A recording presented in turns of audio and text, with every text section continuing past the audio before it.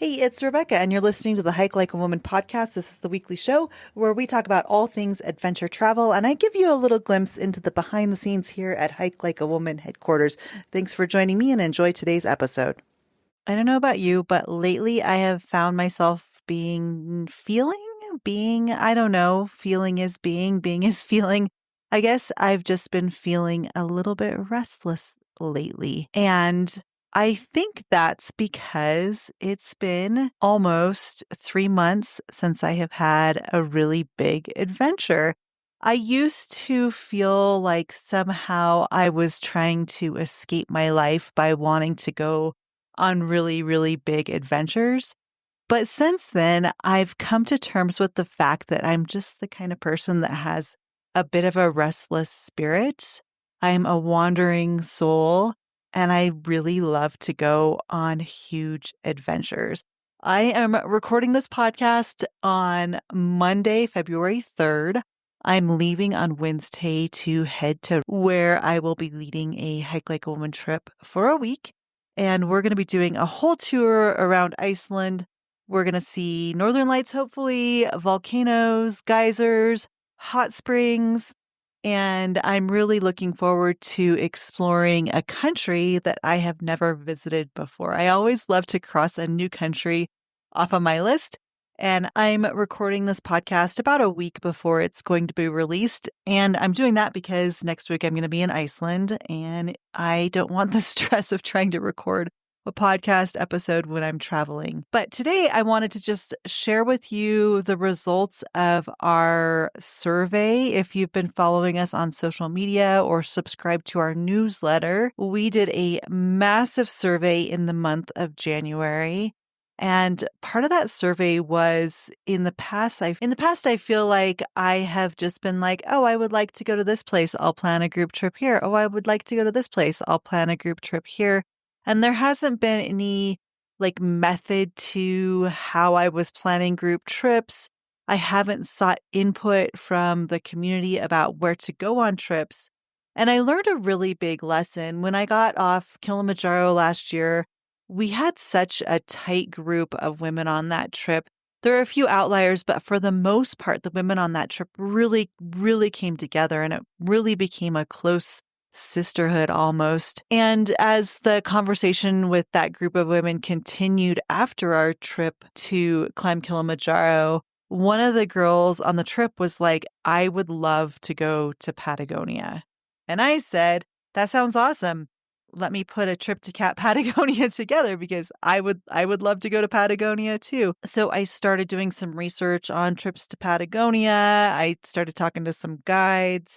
I asked members of our community who'd been on previous trips with me if they'd be interested in going to Patagonia. So I started really planning this trip to Patagonia based off the feedback that I was receiving from previous trip participants. And I don't know if you know this, but 40% of our clients, of our trip participants, are repeat. So they come back for 1, 2, 3, 4, multiple trips, a trip every year, sometimes 2 trips a year with us. And by seeking their input, when I launched the Patagonia trip, it sold out within hours. I actually had to ask the guides to open up a couple more spots to that trip. I learned a lesson. The lesson that I learned was, hey, don't just plan a trip because I want to go there. I need to plan a trip based off where the community wants to go. So in December, I decided that I really needed to get ahead of the travel schedule, the travel planning for the 2026 season. And part of that was I wanted to incorporate feedback from our community all about where you wanted to go and where you wanted to travel and where you wanted to experience group trips. So I put together a survey with a little help from Jenna, my assistant, and we launched that survey right before Christmas. And we left that survey up all of January. In fact, I think it's still up because we haven't taken it down yet. But anyway, we launched the survey and over 1,500 people filled out our survey and told us where you wanted to travel and where you would be interested in going on a group trip. You gave us feedback on budget, time of the year to travel, so much great information. So if you filled out that survey, thank you very much. We did offer up 10 gift cards for REI. So I will be announcing those gift card winners here shortly. But the results of that survey came in the whole month of January. And last week we started reviewing the results of that survey. And I wanted to share what those results are with you today. So if you're thinking, okay, I'm not up for a big adventure this year. I need some time to budget. I need to save up some airline miles. I need to make sure I have enough time off work, whatever, whatever, whatever. By publishing our travel schedule for 2026 ahead of time, hopefully that will give you time to plan and prepare. So right now, I have the destinations and the months selected. My next step is to hire tour guides and local tour guides in those areas. And I am going to say that the company that we've been using right now to host group trips, I'm not super satisfied with them. And one of the things that I'm not really satisfied with is I don't have a relationship with those guides. I don't know who the guides and the guiding companies are going to be until just a few days before the trip. And I don't like that. I want to be able to hire guiding companies myself and figure out if it's going to be a good fit for our community. I also want to make sure that we are hiring tour operators who are really good at taking care of their guides and paying them fair wages and taking care of them ethically, especially on our Kilimanjaro climb and when we're in South America. So my goal right now and what I'm busy doing besides going to Iceland is reaching out to local tour operators to try to make sure that we are hiring the best guides out there while also keeping budget in mind because our trips are not cheap. So, drum roll, here's where we are planning to go in 2026. We're going to kick off February of 2026. We're headed back to South America. We're going to go to Chile and we're going to do the Torres del Paine, one of the circuits. I'm not sure if we're going to do the O circuit or the W circuit, but it is going to be either 5 days of trekking or 7 days of trekking. And if you just Google Torres del Paine, and I probably said that wrong, but Google it and you will see these beautiful mountains just pop up in your Google image search and it's going to be gorgeous. I have spent some time in Chile before and Argentina, and I just love that part of the world. So I can't wait to go back. And that's actually kind of cool because we're going to Patagonia in Argentina in October, and then that will be the last trip of 2025. And then we'll turn around and head right back to South America in February. So very excited about that. I think in March 2026, we're going to do something a little different. And I have been getting a lot of requests about a yoga, wellness, meditation kind of retreat with some downtime to do some soul searching and lots of, journaling, reading good books, all of those kinds of things. And so instead of doing our typical adventure trip to Costa Rica, which is like whitewater rafting and zip lining and all that fun stuff, we are going to instead be doing a yoga and wellness retreat to Costa Rica in June of 2026. We are headed to Scotland and we are going to hike the West Highland Way. In August, we are going to head to the Alps and we're going to do the Tour de Mont Blanc. And this is another really long 100-mile trek through some of the most iconic mountains in Europe. And my goal, I want to do the full 100-mile trek.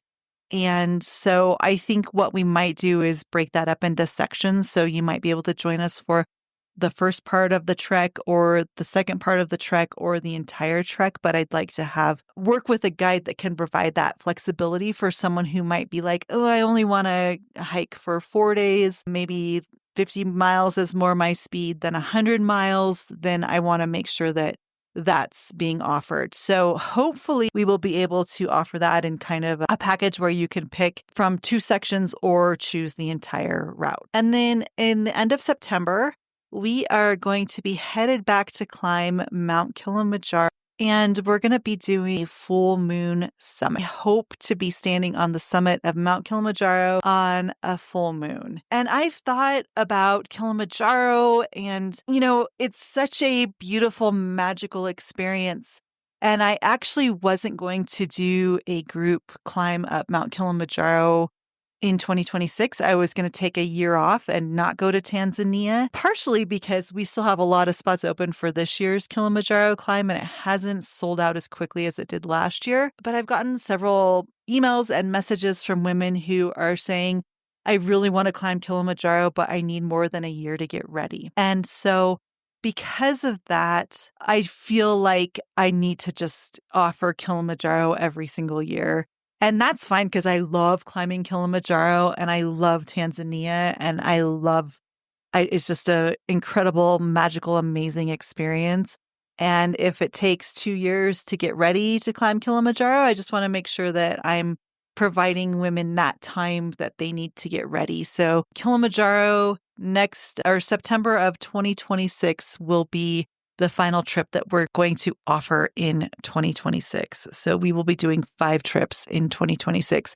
I was also only going to lead 4 trips in 2026, but the survey results were so good and so powerful. And I got so many great comments from women who are just super excited to go on adventures with us that I had to offer 5 trips. So that's kind of the plan. And along with that, I want to mention that in 2026, we have there's big expeditions, the circuit in Chile, the West Highland Way Trail, the Tour de Mont Blanc, Kilimanjaro. Those are 4 very heavy duty hiking, intense kind of routes. And I want to make sure that when you book a trip with us, you're getting really good support as you're preparing mentally and physically for these big climbs and big adventures.